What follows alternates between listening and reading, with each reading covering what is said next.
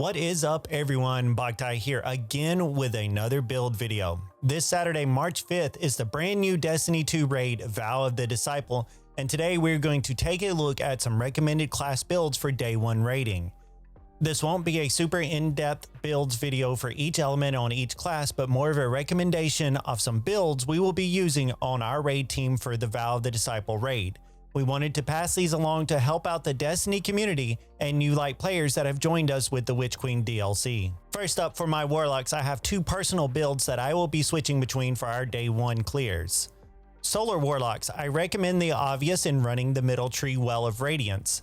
Well has honestly become a staple among raid teams and challenging content since its introduction. And as much as Bungie has tried to change raid mechanics to move away from well DPS phases, it has remained a vital part of boss damage phases.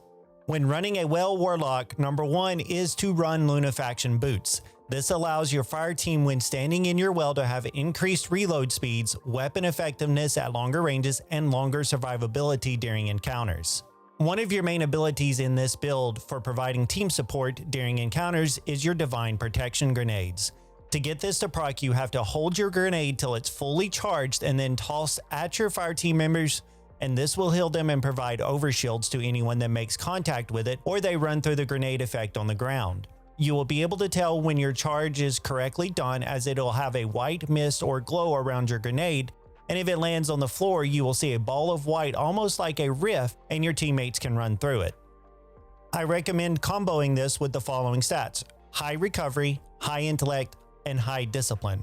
Recovery will allow you to heal quicker and get back into the fight supporting your allies, while the intellect stat boosts your super recharge rate. And finally, discipline will allow you to get your grenade charge faster, which we already have an increased recharge rate thanks to Benevolent Dawn in this super tree that regenerates your grenade, melee, and rift energy every time you heal or empower a teammate. Finally, for the Well Warlock build, I would suggest trying out some of these Elemental Well mods and Charged with Light mods. Radiant Light. Casting your super causes nearby allies to become charged with light. Elemental Charge. Become charged with light by picking up an Elemental Well. If the well matches your element type of your subclass, gain 2 stacks of Charged with Light. Well of Ordnance. Picking up a Solar Elemental Well grants you additional grenade energy. Remember, multiple copies of this will increase this mod's effectiveness. Well of Life. Solar Elemental Wells grant increased regeneration for a short period of time. To top off this support build, mods like Recuperation that replenish health each time you pick up an Orb of Power, or Innervation, which reduces grenade cooldown for picking up Orbs of Power. Next, we have my go-to, which is a Stasis Ad Clear / Crowd Control type of build, providing your team with ad control and clearing during encounters. This build revolves around the new Witch Queen exotic Osmiomancy gloves, which give your Cold Snap grenades an additional charge, while the recharge is faster on impact and increased seeker travel distance. With this combo with high discipline stat, you can have almost 100% uptime on your grenades. You can take this a step further by comboing it with a weapon that has headstone on it and have ability recharge and uptime at a super high rate. What makes the Stasis build work like a lawnmower for ads is having the Ice Flare bolts and Glacial Harvest aspects, with the following fragments: Whisper of Refraction, Whisper of Durance, Whisper of Fissures, and Whisper of Shard. Combine this with your Cold Snap grenades and you will clean house when it comes to red health bars and even some major enemies. I recommend comboing this with a weapon that has headstone on it, and also the following mods: Harmonic and Kinetic Siphon mods. Melee Well Maker, which spawns elemental wells matching your subclass type for a melee kill. Elemental Shards, which make your stasis shards count as stasis elemental wells.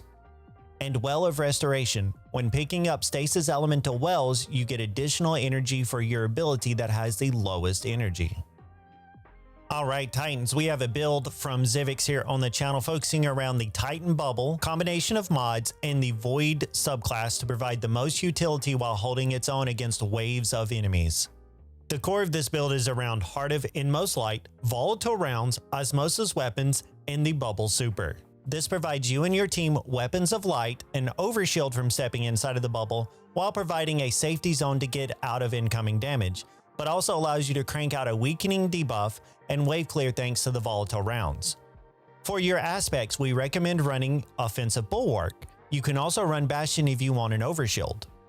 Controlled demolition makes targets hit by a void ability or volatile explosion turn the target volatile. Further damage will make this target explode, granting you and your fire team nearby health. When it comes to the fragments of this build, Zivic's recommendations are the following. Echo of Exchange gives you grenade energy for melee final blows. Echo of Undermining, void grenades weaken the target. Echo of Domineering, suppressing a target grants you increased mobility and your weapon is reloaded from reserves. And Echo of Expulsion, void ability final blows cause the target to explode. To get this build to synergize, we recommend using these mods. Melee Wellmaker, spawns an elemental well based on your subclass when getting a melee final blow. Elemental Ordnance, when killing enemies with your grenades, spawns an elemental well that matches your subclass type. Elemental Charge, become charged with light by picking up an elemental well. If that well matches your element type of your subclass, gain 2 stacks of charged with light. Heavy Hands, while charged with light, gain half of your melee energy back when you used a charged melee ability. This will consume 1 stack of charged with light, however. Finally, Volatile Flow, picking up a void elemental well grants your void weapons volatile rounds. Zivix recommends running a void or osmosis weapon for different enemies you may encounter with this build to make it synergize with volatile rounds. Finally, our stat recommendations for this build are the following: Recovery, Discipline, and Resilience. Alright hunters, I have 2 builds for you for day 1 raiding that I can strongly recommend. First up is the old reliable Golden Gun, a favorite among Destiny hunters. This build is fairly straightforward in all aspects. You will need Celestial Nighthawk, and you want to run this in combination with the Bottom Tree Solar. What this does is allow your Golden Gun shot to become one big precision hit. In the past, we've seen this actually be like a boss melter in dungeons and previous raids, so I can highly recommend this. As far as mods go, you can run a variety of mods with this build. It's truly up to your playstyle and what you want to do. The ones I can recommend are Ashes to Ashes, Super Energy on grenade kills, and Melee Wellmaker, again giving you elemental wells on a melee final blow. Font of Might, picking up an elemental well that matches your subclass gives your weapon bonus damage.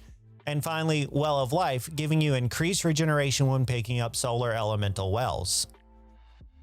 For our last build for hunters wanting to get utility and DPS out of their class, there is no other recommendation than the Void subclass with the Mobius Quiver. This will allow you to tether, weaken, and destroy packs of enemies or debuff a boss.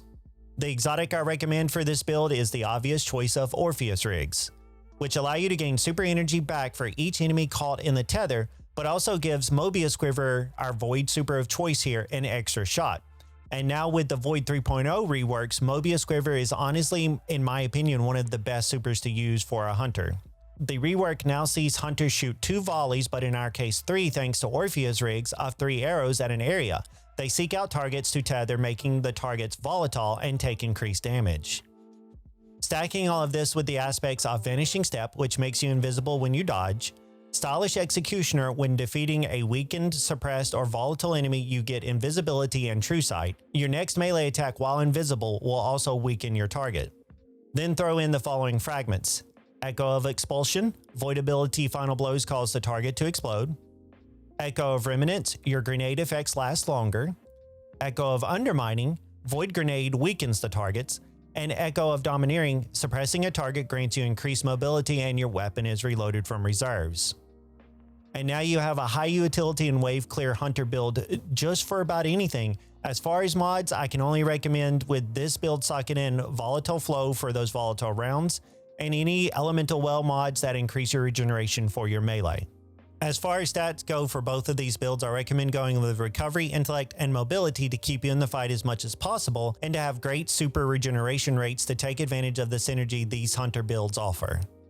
Well, that's it. That wraps up this video on day 1 builds we recommend trying for the new Destiny 2 raid, Vow of the Disciple. I hope you found this video informative and helpful. Let us know down in the comments, and don't forget to hit the subscribe button and bell icon to get notifications each time we post a new video. Good luck out there, Guardians, on your day 1 raid clears. Till then, we'll see everyone in the next video.